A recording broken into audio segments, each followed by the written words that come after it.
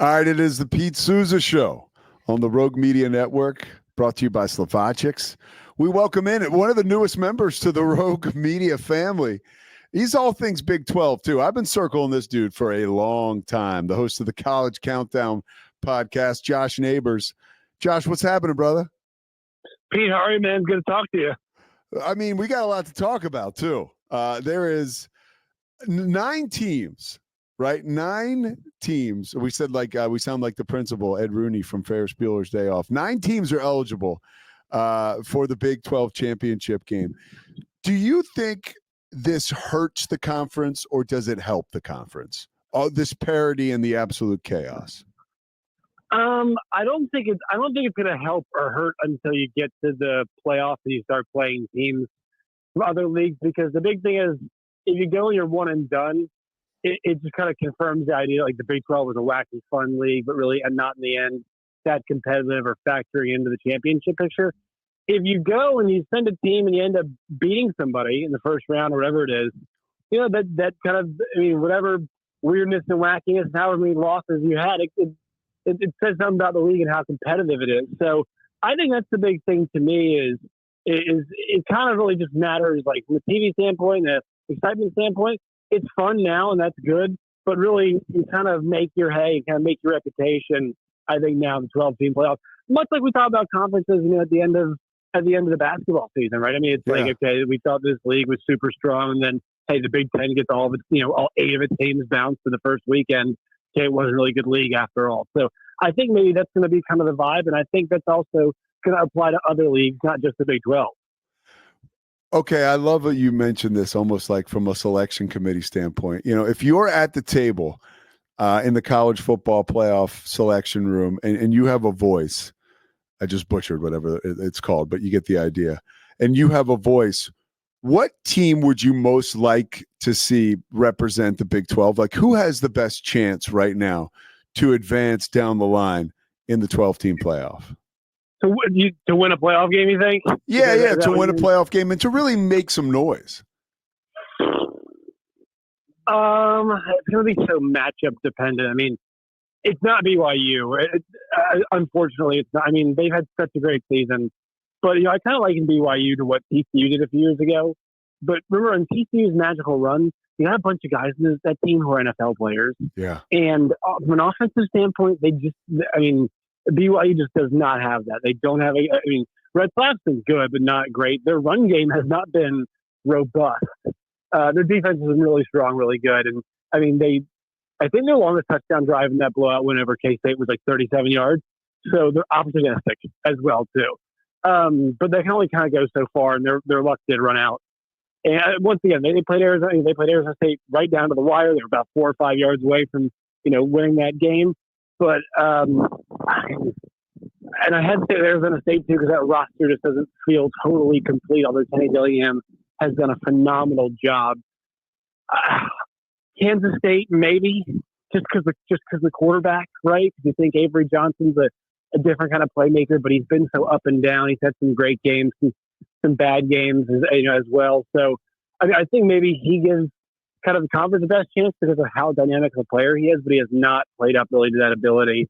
And so I know it's kind of a weird answer, but I think it has to be K-State just because he brings something a little bit different to the table. You know, I know people might want to say Colorado, but like it's hard to say that about a team that just gave up 7 yards to carry. Yeah. You know, it really is. I mean, and KU is coming on. I mean, KU's 5-6.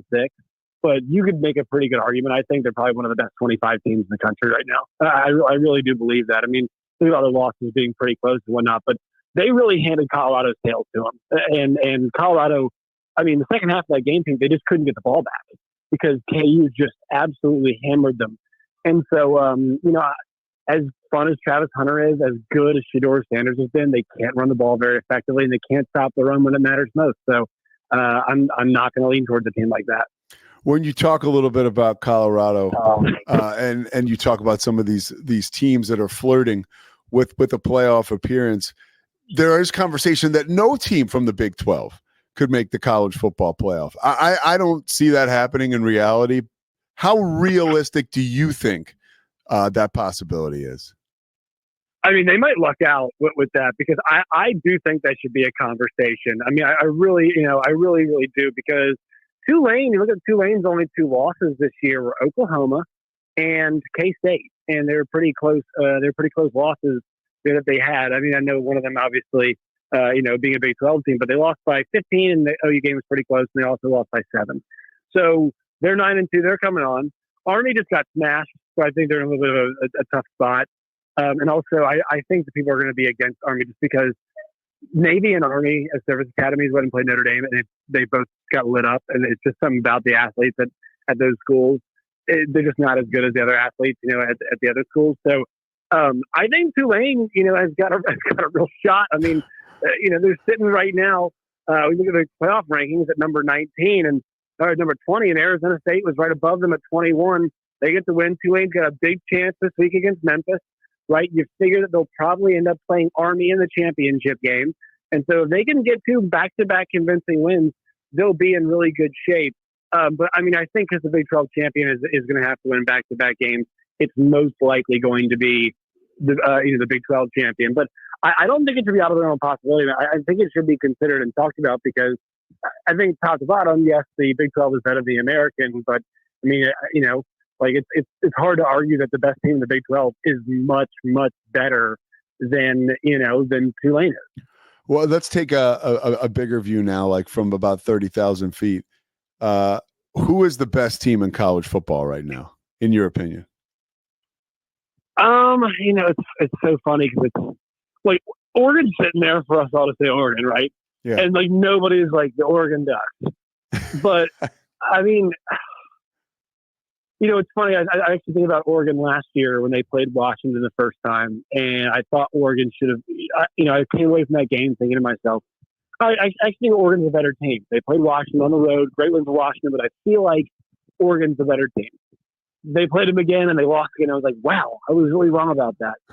Maybe we have that situation happen with Ohio State and Oregon a second time, but I think it's Ohio State, and the reason is because I feel like they haven't jacked it like in the third gear on offense yet, but man, that defense last week, that pass rush, once that pass rush gets going, I mean, when you get JT Tuamo out and Jack Sawyer creating space in the edges for, linebackers to get through last week, and they're good in the back end as well. I mean, they just can cause a lot of problems. Now, they didn't have a problem in the outside run last week. Those stretch plays were really effective for Indiana. I thought they found something there with that offense. So, they can be hit, but everybody can be hit this year, right? And when you get to argue Will Howard falling over against Oregon kind of cost Ohio State. So I think Ohio State's got the best roster. I really do. I think it's neck and neck between Oregon and Ohio State. And maybe I should know better, but it's hard to see Dylan Gabriel winning a national championship. Like I think I don't have as much faith in him as I do in some other guys. And look, I actually think we've seen Will Howard win a conference championship. He did it with K-State. Yeah. And so, I actually know he can be a championship level player. So, I'm gonna say Ohio State. I don't feel excellent about it, but I'm gonna say Ohio State. You do know better. We're talking with Josh Neighbors right now, the host of the CC podcast. He does great work. I want to ask you another question about when you take a look at college football as we head into the postseason and the playoff. Is there a team that you look at and you think, wow, if they can get their opportunity, they can really make some noise, like a dark horse who's in the playoff picture, who could really make a name for itself? If South Carolina made it, and I don't think they will, but if South Carolina made it, what I saw from Lenora Sellers against my Missouri Tigers last week, it was upsetting as a fan, but he has become a lot better passer. And that's the one thing with some of these guys. Like I've been saying this, I said this about Alabama, and they needed to give Milrose some more support. But like, if Jalen Milrose is a pretty average passer, they're going to be impossible to beat if the other stuff around him is really good, because he's just such a weapon as a runner. Now this receiving core for Alabama and the run game has not been as good as it typically is. But I feel like South Carolina, just because of how well they played recently, I feel like they've got the hot hand, and we'll see. I mean, this week against Clemson, man. I mean, they got a good chance to if they put up they win by more than two scores. Like, I think we at least got to talk about them. At least be considered and have that conversation. But yeah, I think South Carolina would be the one that I would like to see the most. Whether it's the most merited, I'm not trying to make that argument, but I wouldn't mind seeing South Carolina in that situation, in that game, just from a fun standpoint. Let me bring you back closer to home where we're located here in Central Texas. What has surprised you the most about Baylor and the team's turnaround this season? Yeah, man, I think the most surprising part about Baylor this year is just like Dave Aranda. I mean, he's not a rah-rah, get-him-going type guy, right? And so you think the rah-rah, get-him-going guy is the guy who can rally the troops. And the mild-mannered man is able to get the fellas, get them rolling. And obviously the switch to Sawyer Robertson has been huge for them.